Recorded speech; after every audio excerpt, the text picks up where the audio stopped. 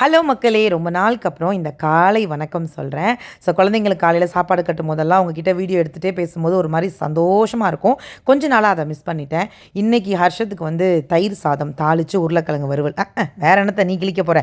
அப்படின்னு நீங்க அந்த பக்கம் திட்டுறது எனக்கு இந்த பக்கம் விழுகுது. மக்களே வர்றது தானே வரும். நமக்கு என்ன பண்றது? இந்த டிஃபன் பாக்ஸ் இப்ப சரவணா ஸ்டோர்ல அன்னைக்கு போகும்போது வாங்கினேன். அது அவனே தான் எடுத்தான். எனக்கு இதான் வேணும் அப்படின்னு.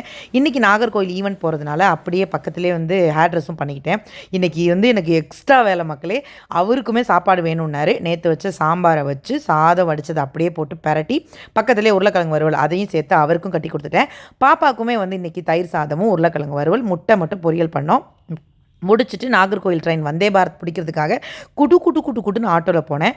ஆக்சுவலி நிறைய பேருக்கு ட்ரெயின் ரொம்ப பிடிக்கும். எனக்கு ட்ரெயினை பிடிக்குங்கிறத தாண்டி பயம், ஏற தெரியாமல் வேறு ட்ரெயினில் ஏறின அனுபவம் எனக்கு நிறைய இருக்குது. ஆனால் இப்போ கொஞ்சம் நானே பெட்டராக ஃபீல் பண்ணுறேன். யாருக்கெல்லாம் ட்ரெயின் அனுபவம் பிடிக்கும்?